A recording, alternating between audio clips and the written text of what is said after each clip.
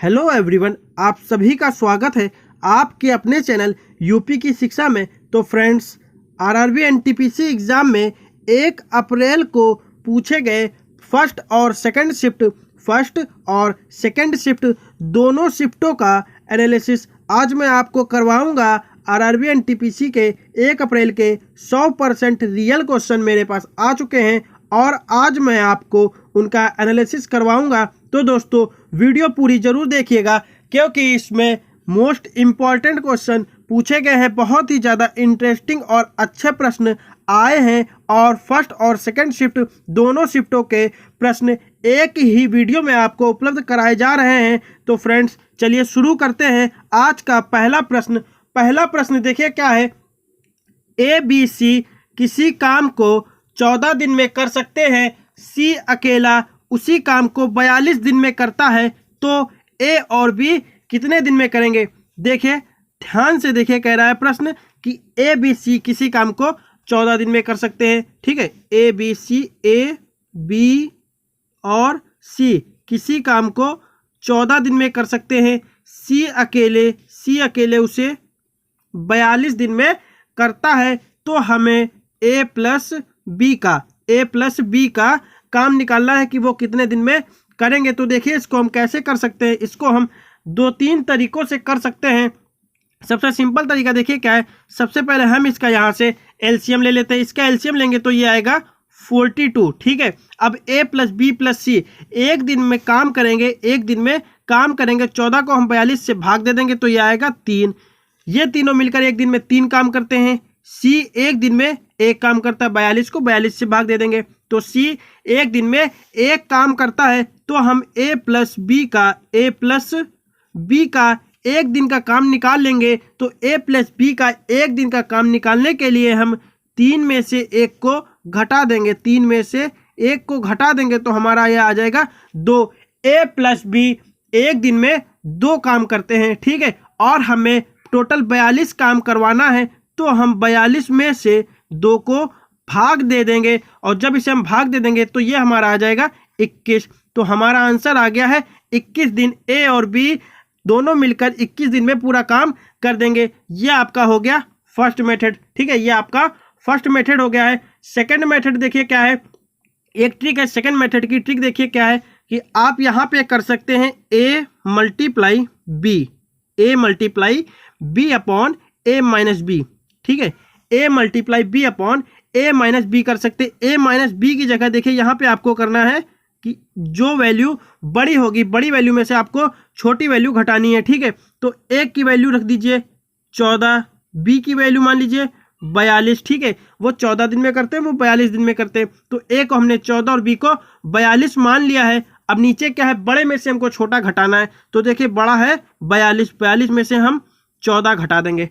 ठीक है, अब हम इसको सॉल्व कर लेंगे तो ऊपर लिखेंगे 14 मल्टीप्लाई 42 अपॉन 42 में से 14 घटा देंगे तो ये आ जाएगा 28। ठीक है, तो 14 एकम 14, 14 दूनी 28, 2 एकम 2 और 2 21 बार में कट जाएगा 42। तो हमारा आंसर क्या आ गया है 21 दिन। 21 दिन हमारा इस तरीके से भी आंसर आ गया। ये आपकी है ट्रिक, ये हमारी है ट्रिक। इसको भी आप नोट कर सकते हैं, ट्रिक का यूज भी कर सकते हैं। और तीसरा मेथड देखिए क्या है।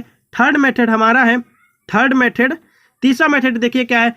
सबसे पहले हम देखिए A plus B plus C जो है 42 दिन में करते हैं, तो इनकी हम एफिशिएंसी निकालेंगे तो ये जो है अपान में हो जाएगी। ठीक है, A plus B plus C जो है वो 14 दिन में कर रहे हैं तो 1/14 हो जाएगा। और C अकेले जो काम कर रहा है 42 दिन में, तो ये 1/42 हो जाएगा। ठीक है, इनकी एफिशिएंसी निकाल ली। हमें निकालना है किसका, A प्लस B का निकालना है। A प्लस B का निकालने के लिए देखिए हम करेंगे 1/14 माइनस का 1/42। तो यहाँ से भी हम इसको सॉल्व कर लेंगे तो 1/21 आएगा। तो इसको हम पलट देंगे तो हमारे दिन निकल आ जाएंगे। तो हमारे दिन आगे 21 दिन। तो मैंने आपको 3 तरीके बता दिए हैं। आपको जो ज़्यादा इजी लगता है और ट्रिक ज़्यादा इजी लगे तो आप ट्रिक का यूज कर सकते हैं, या आपको जो मेथड ज़्यादा इजी लगे आप उन मेथड का यूज कर सकते हैं।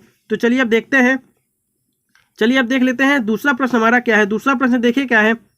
दूसरा प्रश्न पढ़िए क्या है कि 4.14 मतलब 4.14 को हमें घंटा, मिनट और सेकंड में बदलना है। ठीक है, 4.14 को हमको घंटे, मिनट और सेकंड में बदलना है। तो देखिए, इसको हम कैसे बदलेंगे, सबसे पहले देखिए इसको हम लिखेंगे 4.14, पॉइंट काटेंगे तो नीचे 1 लिख के 2 जीरो बढ़ाएंगे। क्यों? क्योंकि पॉइंट के बाद 2 संख्या है, इसलिए नीचे 1 लिख के 2 जीरो हमने बढ़ा लिए। अब देखिए क्या करेंगे, 100 को हम भाग करेंगे 414 से, ठीक है। हम इसको भाग दे देंगे तो ये जाएगा 4 बार में, 4 बार में आएगा 400 और शेष बचेगा 14। तो इसको हम देखिए लिख सकते हैं 4 सही 14/100, ठीक है। 4 सही 14/100। तो ये जो 4 हमारा है ये हमारा हो गया घंटे में, ये 4 हमारा आ गया है घंटे में, ठीक है। 4 घंटे हमको प्राप्त हो गया। अब यहाँ पे देखिए बचा क्या है, यहाँ पे बचा है 14/100, ठीक है। 14/100 बचा है, तो इसकी हम मल्टीप्लाई कर देंगे 60 से, इसकी हम मल्टीप्लाई 60 से कर देंगे। अब जब इसकी 60 से मल्टीप्लाई करेंगे तो देखिए 0 से 0 कैंसिल हो जाएगा, 2 पंचे 10, 2 तिहाई 6, ठीक है। 2 पंचे 10, 2 तिहाई 6, तो ये आ जाएगा 14 तिहाई 42/5, ठीक है। ये हमारा आ गया है देखिए 14 तिहाई 42/5, 42/5 आ गया। अब क्या करेंगे, अब फिर हम सेम प्रोसीजर ऊपर की तरह ही करेंगे। अब हम 5 को भाग देंगे 42 से, 5 को भाग देंगे 42 से, तो 5/40, शेष हमारा आया है 2। तो इसको हम क्या लिखेंगे, इसको लिखेंगे 8 सही 2/5, 8 सही 2/5 लिखेंगे। तो देखिए इसमें से हम 8 उठा लेंगे, ये हमारा 8 हो जाएगा 8 मिनट, ठीक है।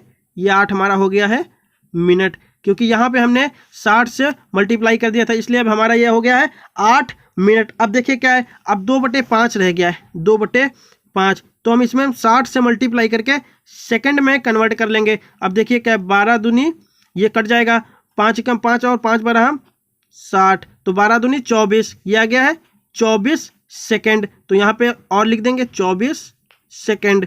तो हमारा आंसर जो आ गया है वह आ गया है 4 घंटे 8 मिनट और 24 सेकंड। हमको इसमें बदलना था तो हमने घंटे मिनट और सेकंड में बदल दिया, तो आपका आंसर यही हो गया है। अब चलते हैं अगले प्रश्न की तरफ। अगला प्रश्न देखिए हमारा क्या है कि यदि tan a बराबर 1 हो, तो यदि tan a बराबर 1 दिया है तो हमें 2 sin a, और यहाँ पे देखिए sin a नहीं, यहाँ पे cos a होगा, थोड़ा सा सही कर लीजिएगा, यहाँ पे cos a होगा। 2 sin a multiply cos a minus का sin a multiply cos a का मान हमें बताना है। तो देखिए इसको कैसे सॉल्व करेंगे, इसको सॉल्व कैसे करेंगे, देखिए tan a बराबर 1 दिया है, ठीक है। tan a बराबर हमारा 1 दिया है, तो tan में 1 वैल्यू किसकी होती है, तो ये मान होता है tan a बराबर tan 45 डिग्री, ठीक है। tan 45 डिग्री का मान होता है, tan 45 डिग्री का मान 1 होता है, तो tan दोनों साइड से हट जाएगा, तो a बराबर आ जाएगा 45 डिग्री। a का मान 45 डिग्री आ गया। अब हम यहाँ पे a का मान रख देंगे, तो 2 sin 45 का मान होता है 1/√2, ठीक है, 1/√2 मल्टीप्लाई cos 45 का मान भी होता है 1/√2 माइनस sin 45 का मान होता है 1/√2 मल्टीप्लाई cos 45 का मान होता है 1/√2। एक ही जगह पे 45 डिग्री रख दिया। अब देखिए √2 की मल्टीप्लाई करेंगे तो 2 हो जाएगा और 2 से 2 कैंसिल हो जाएगा, तो यहाँ पे बचेगा 1 माइनस का √2 की √2 से मल्टीप्लाई करेंगे तो ये 1/2 हो जाएगा, तो 1/2। अब इसको हम इसमें से घटा देंगे तो 2 1 जा 2 - 1 बराबर 1/2। तो हमारा आंसर आ गया है 1/2। अब चलते हैं अगले प्रश्न की तरफ। अगला प्रश्न देखिए क्या है, कोई धन साधारण ब्याज की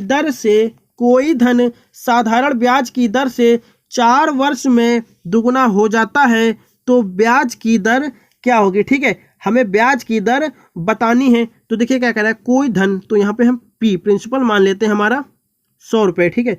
हमारा प्रिंसिपल हो गया 100 रुपये, तो 4 वर्ष में दुगुना हो जाता है, तो हमारा अमाउंट हो जाएगा 200 रुपये, ठीक है।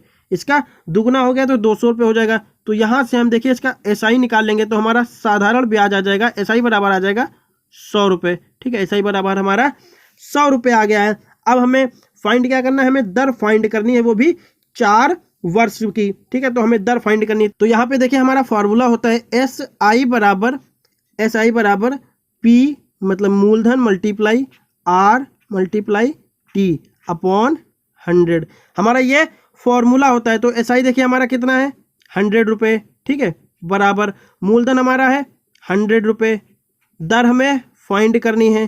टी समय हमारा 4 वर्ष है अपॉन 100 रुपये, ठीक है। तो 100 से 100 कैंसिल हो जाएगा, 4 बन जा 4 और 25 बार में 100 कट जाएगा, ठीक है। ये 25 बार में 100 कट जाएगा। तो आर बराबर क्या आ जाएगा, आर बराबर आ जाएगा 25%। तो हमारा दर क्या आ गई, हमारी दर आ गई है 25%। तो इसका आंसर हो गया 25%। अब चलते हैं अगले प्रश्न की तरफ। अगला प्रश्न देखिए क्या है, अगला प्रश्न पढ़िए क्या है कि 7 का लघुत्तम गुणज क्या है जो 6, 8, 12 से भाग देने पर शेष 1 बचता हो, ठीक है। 7 का लघुत्तम गुणज का मतलब यह है कि 7 के मल्टीपल, 7 फिर 14 फिर 21 फिर 28 फिर 35, इसी प्रकार से हमें इसके लघुत्तम गुणज बताने हैं कि क्या है, कौन सा गुणज है जो 6, 8, 12 से भाग देने पर शेष 1 बचना चाहिए। तो शेष 1 के लिए देखिए सबसे पहले क्या करेंगे हम, 6, 8, 12 का एलसीएम ले लेंगे, 6, 8, 12 का हम एलसीएम ले लेंगे। तो जब इसका एलसीएम लेंगे हम तो इसका एलसीएम आएगा 24। 24 एलसीएम क्यों आएगा, क्योंकि 6 की टेबल में भी 24 आता है, 8 की टेबल में भी 24 आता है और 12 की टेबल में भी 24 आता है। तो इसका एलसीएम हो जाएगा 24, ठीक है। अब क्या करना है, अब थोड़ा यहाँ पे देखिए आप इसको कैसे सॉल्व कर सकते हैं। एक तो यहाँ पे आप फॉर्मूला लगा सकते हैं। फॉर्मूला किस टाइप से लगा सकते हैं कि मान लेते हैं हमारी संख्या हो गई है 24x+1, ठीक है। हमारी एक संख्या हो गई 24x+1।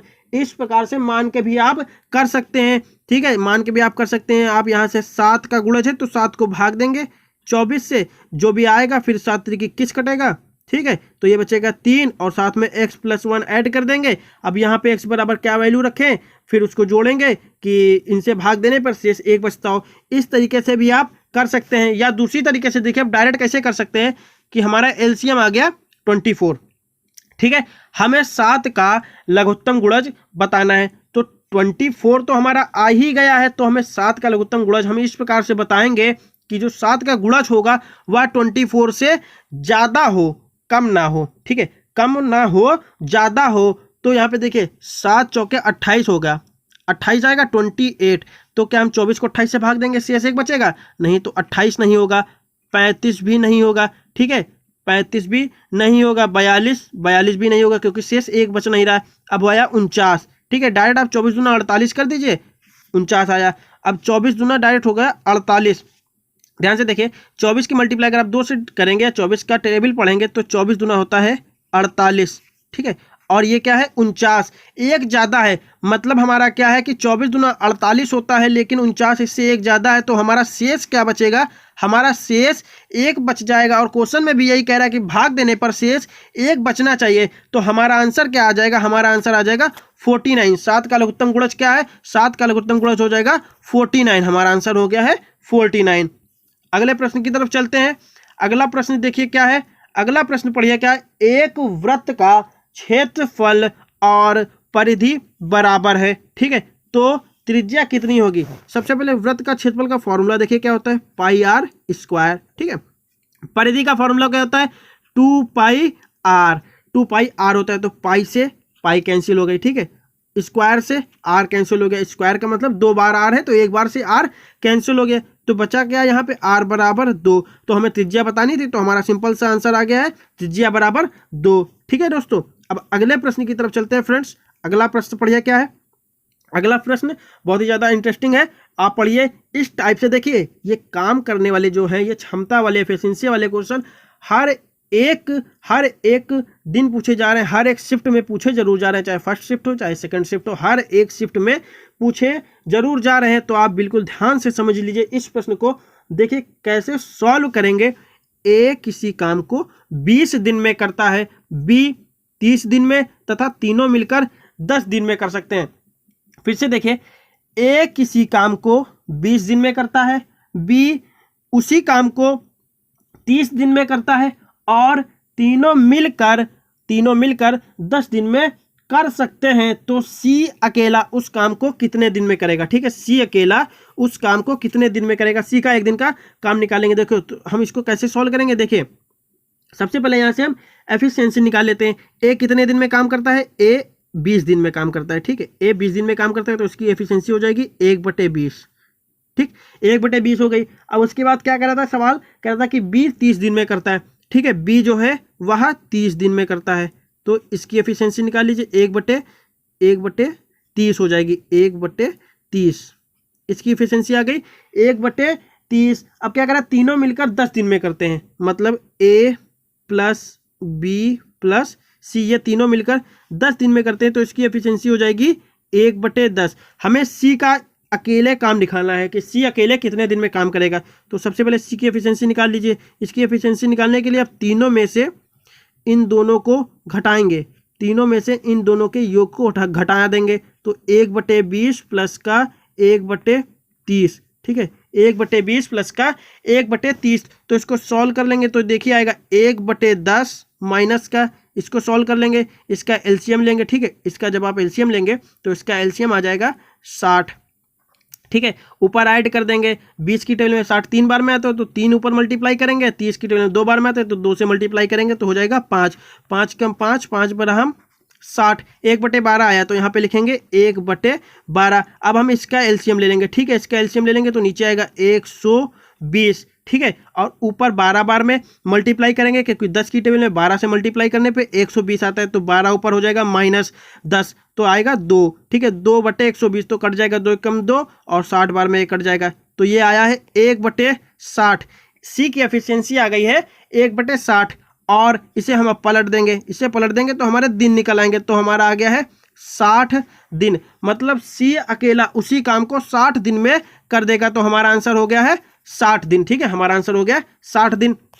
अब चलते हैं अगले प्रश्न की तरफ। अगला प्रश्न देखिए क्या है, अगला प्रश्न पढ़िए, देखिए क्या है कि a की पावर 4, ये a की पावर 4 है और ये b की पावर 4 है। ठीक है, a की पावर 4 प्लस b की पावर 4 बराबर 17 दिया है और a माइनस बी बराबर 1 दिया है। Then find the value of a की पावर 2, ये a स्क्वायर है, ये a स्क्वायर है माइनस का ए बी, हमें इसका मान निकालना है। तो देखिए इसको कैसे सॉल्व करेंगे। a का मान हम यहाँ पे क्या रखें और b का मान क्या रखें कि दोनों को घटाने पे 1 आ जाए। तो अगर हम a बराबर 2 रखते हैं और b बराबर 1 रखते हैं तो 2 में से 1 घटाने पर हमारा 1 आ जाएगा। ये कंडीशन हमारी इसमें सेटिस्फाई कर रही है। ठीक है, अब हम दूसरे वाले में यही देख लेते हैं। अगर हम 2 की पावर 4 करते हैं, 2 की पावर 4 करते हैं प्लस का 1 की पावर 4 करते हैं, 2 की पावर 4 का मान देखिए 16 होता है, प्लस का 1 की पावर 4 का मान 1 हो जाएगा, तो 16 + 1 बराबर 17। मतलब देखिए a बराबर 2 और b बराबर 1 हमारा दोनों में अप्लाई कर रहा है, सेटिस्फाई कर रहा है। तो हम देखिए इसमें a का मान 2 और b का मान 1 रख देंगे। तो देखिए a स्क्वायर बराबर है तो हम 2 का स्क्वायर कर देंगे। ठीक है, माइनस का a की वैल्यू है 2 और b की वैल्यू है 1, तो ये हो जाएगा 4 माइनस का 2 बराबर 2। तो हमारा आंसर क्या आ जाएगा, हमारा आंसर आ जाएगा 2। अब चलते हैं अगले प्रश्न की तरफ। अगला प्रश्न पढ़िए, देखिए क्या है। अगला प्रश्न दिया है कि एक समबाहु त्रिभुज की ऊंचाई, ठीक है, एक समबाहु त्रिभुज की ऊंचाई 15 सेंटीमीटर है, तो उसके अंतःवृत्त की त्रिज्या, ठीक है, हमें अंतःवृत्त की त्रिज्या और बाह्य वृत्त की त्रिज्या का अनुपात बताना है। फिर से पढ़ लीजिए, देखिए कह रहा है एक समबाहु त्रिभुज की ऊंचाई दी है और उसके अंतःवृत्त की त्रिज्या और बाह्य वृत्त की त्रिज्या का अंतर हमें बताना है। तो देखिए इसको कैसे सॉल्व करेंगे, इसको देखिए सॉल्व करते हैं हम लोग। देखिए कैसे सॉल्व करेंगे। सबसे पहले कहा है कि उसकी ऊंचाई दी है 15 सेंटीमीटर, तो h बराबर देखिए फॉर्मूला होता है समबाहु त्रिभुज की ऊंचाई का फॉर्मूला होता है h बराबर √3/2 × a। ठीक है, ये फॉर्मूला होता है। तो h का मान हम यहाँ पे रखेंगे 15 सेंटीमीटर और √3/2a। तो यहाँ से a बराबर निकल आएगा, a बराबर निकल आएगा, इसकी से मल्टीप्लाई हो जाएगी तो 30 हो जाएगा।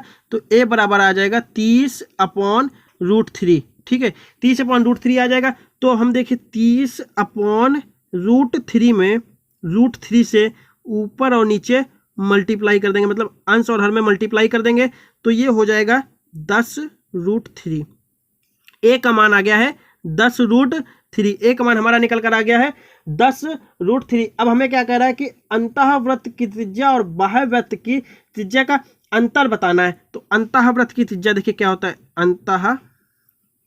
अंतःवृत्त की त्रिज्या और बाह्य वृत्त की त्रिज्या। ठीक है, अंतःवृत्त की त्रिज्या और बाह्य वृत्त की त्रिज्या का अंतर बताना है। तो अंतःवृत्त की त्रिज्या का फॉर्मूला होता है a/2√3 और बाह्य वृत्त की त्रिज्या का फॉर्मूला होता है a/√3।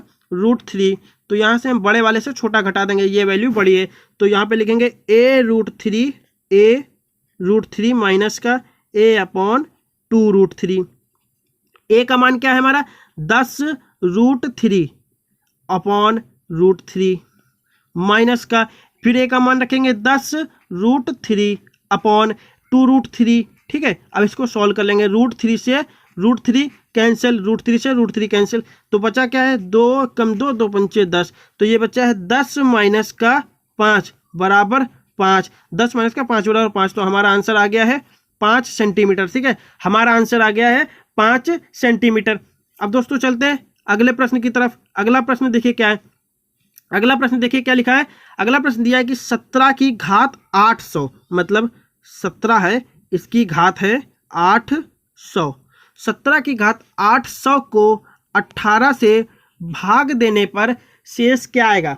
ठीक है, 17 की घात 800 को 18 से भाग देने पर शेष क्या आएगा। तो देखिए इसको एक तो हम सॉल्व करके कर सकते हैं और दूसरा हम इसको डायरेक्ट ट्रिक से भी कर सकते हैं। दोनों मान लीजिए दोनों ही हमारी क्या है, ट्रिक हैं, दोनों ही हमारी ट्रिक हैं। ठीक है, तो सबसे पहले हम पहली ट्रिक देख लेते हैं। क्या पहली ट्रिक हमारी देख लेते हैं क्या, जब भी इस तरीके का सवाल हो, जब भी इस तरीके का सवाल दिया हो और जिस संख्या से हमें भाग देना हो, जिस संख्या से हमें भाग देना, हमें 18 को भाग देना इसी से। ठीक है, हमें 18 को भाग देना इसी से, तो जो संख्या भाग दी जाएगी, ठीक है, जो संख्या भाग दी जाएगी इस संख्या को भाग देना है, 18 को भाग देना है हमें। जिस संख्या को भाग देना है इससे, इस संख्या से भाग देना है, अगर दी गई संख्या, अगर ये दी गई संख्या, या इसको भाजक समझ लीजिए, ये दी गई संख्या अगर इस संख्या से, इस संख्या से जिस संख्या से भाग देना है उस संख्या से अगर एक ज़्यादा है, फिर से देख लीजिए कि जिस संख्या को हमें, जिस संख्या से या दी गई संख्या से भाग देना है, अगर वो संख्या एक ज़्यादा है दी गई संख्या से, अगर वो संख्या एक ज़्यादा है दी गई संख्या से, तो हम इसमें दो कंडीशन देखेंगे। सबसे पहले हम इसकी पावर ही देखेंगे। पावर में देखेंगे अगर पावर सम है, अगर पावर सम है तो इसका शेषफल सदैव एक आएगा। ठीक है, अगर पावर सम है तो इसका शेषफल सदैव एक आएगा। और अगर पावर विषम है, अगर पावर विषम है तो जो घात की बेस वैल्यू होगी, बेस वैल्यू मतलब ये 17, जो घात की बेस वैल्यू होगी वही उसका आंसर आ जाएगा, तो इसका आंसर हो जाएगा 17 आ जाएगा। ठीक है, अगर पावर विषम होती, लेकिन यहाँ पे पावर 800 मतलब सम है, तो इस क्वेश्चन का आंसर हमारा आ जाएगा 1। ये हमारी पहली ट्रिक है। ठीक है, इसका आंसर आ जाएगा 1। अब दूसरी ट्रिक देख लेते हैं क्या है। दूसरी ट्रिक देखिए क्या है, 17 की घात 800 है, हमें इसे 18 से भाग देना है, तो सबसे पहले हम इस बेस को इस 18 से घटा देंगे। इस बेस को जब 18 से हम घटाएंगे तो ये बचेगा -1 की पावर 800। ठीक है, यह ट्रिक के लिए है, वैसे तो इसको कर नहीं सकते हैं ऐसे, लेकिन यह ट्रिक के लिए है। तो ट्रिक के लिए आपको देखिए करना है कि 17 को हमने 18 से घटाया है, -1 आएगा, -1 की पावर, जो भी पावर यहाँ पे दी है उस पावर को हम उसके ऊपर लिख देंगे, 800 हो गया। अब इसको जो हम सॉल्व कर लेंगे तो ये आएगा +1। ठीक है, इसका मान आ जाएगा +1। अगर ये पॉजिटिव आता है, ठीक है, अगर ये पॉजिटिव आता है तो इसका शेष 1 ही बचेगा। ठीक है, अगर ये निगेटिव आता है, मान लीजिए यहाँ पे 1 का मान -1 होता है। ठीक है, अगर ये निगेटिव आता है, -1 आ जाता है, तो हम इसमें भाजक जोड़ देते हैं। ठीक है, हम इसमें भाजक जोड़ देते हैं, मतलब हमें जिस संख्या से भाग देना है उस संख्या को हम जोड़ देते हैं। 18 से हमें भाग देना है इसमें, तो हम इसको 18 इसमें जोड़ देते हैं, तो -1 प्लस का 18 बराबर 17 हमारा आंसर आ जाता है। ठीक है, दूसरी ट्रिक हमारी हो गई ये, इसमें 17 आंसर आ जाता। वरना जो पहली ट्रिक हमारी है, जो हमने आपको पहली ट्रिक बताई है, वो सबसे बेस्ट है, आप उस ट्रिक का यूज कर सकते हैं। तो अब देखते हैं अगला प्रश्न, फाइंड द वैल्यू ऑफ 4 √ 0.00081, 4 बार 0 फिर 81, हमें इसकी वैल्यू फाइंड करनी। तो देखिए इसको कैसे सॉल्व करेंगे, 4 √ 0.00081। ठीक है, तो यहाँ से हम पॉइंट को काटेंगे तो नीचे लिखेंगे 10 की पावर 6, क्योंकि पॉइंट के बाद 3 3 6 संख्याएं और ये भी हो जाएगा रूट में। ठीक है, अब इसको आगे सॉल्व कर लेंगे। इसको लिखेंगे 4 √ 81, ऊपर 81 और नीचे 10 की पावर 6, ठीक है। इसको आगे सॉल्व करेंगे 4, 81 रूट के बाहर आ जाएगा तो हो जाएगा 9, और 10 की पावर 3 है तो ये रूट के बाहर आ जाएगी, सॉरी 10 की पावर 6 है रूट के बाहर आ जाएगी 10 की पावर 3, तो 9 चौके 36, 9 की 4 से मल्टीप्लाई कर देंगे तो हो जाएगा 9 चौके 36 बटे 1000, ठीक है। तो नीचे से हम 0 हटा देंगे तो इसको लिखेंगे 0.036, तो हमारा आंसर क्या आ जाएगा, हमारा आंसर आ जाएगा 0.036। दोस्तों अब देखते हैं अगला सवाल। अगला सवाल देखिए क्या, यदि एलसीएम 2079, एचसीएफ 27 तथा पहली संख्या 189 हो तो दूसरी संख्या हमें ज्ञात करनी है। तो देखिए इसका एक फॉर्मूला होता है कि पहली संख्या मल्टीप्लाई दूसरी संख्या बराबर एलसीएम मल्टीप्लाई एचसीएफ, ये हमारा फॉर्मूला होता है। और फ्रेंड्स इस फॉर्मूले से रिलेटेड या इसी बेस पर मतलब हमें या तो पहली संख्या ज्ञात करनी होगी या दूसरी संख्या, या एलसीएम या एचसीएफ। इस तरीके का सवाल हर एक शिफ्ट में पूछा जा रहा है। आप जितनी भी शिफ्ट हो देख लीजिए, हर एक शिफ्ट में इस तरीके का प्रश्न पूछा जा रहा है। तो ये फॉर्मूला बहुत ही ज़्यादा इंपॉर्टेंट है, क्योंकि एक प्रश्न इससे मिलना ही मिलना जरूरी है। अब देखिए इसको कैसे सॉल्व करेंगे। पहली संख्या है 189 189, दूसरी संख्या x मान लेते हैं। एलसीएम है 2079 और एचसीएफ हमारा है 27, तो ये कट जाएगा 9 त्रिक 27 और ये 21 बार में कट जाएगा, 9 दूनी 18, 9 एकम 9, ठीक है। अब इसको काटेंगे 7 त्रिक 21, ठीक है, 7 त्रिक 21 और ये कट जाएगा 7 दूनी 14, फिर 9 सत्ती 63 और फिर 7 सत्ती 49। अब ये 3 से 3 कट जाएगा तो x बराबर आ जाएगा 297। तो हमारा आंसर क्या आ गया है 297। दूसरी संख्या हमारी आ गई है 297। तो दोस्तों आप लोगों के माध्यम से मुझे आरआरबी एनटीपीसी 1 अप्रैल की फर्स्ट और सेकंड शिफ्ट के इतने ही प्रश्न प्राप्त हुए हैं। मैंने आपको फर्स्ट और सेकंड शिफ्ट दोनों शिफ्टों का एनालिसिस एक ही वीडियो में करवा दिया है। तो अब मैं आपसे मिलूंगा अपनी अगली वीडियो में, तब तक के लिए जय हिंद जय भारत।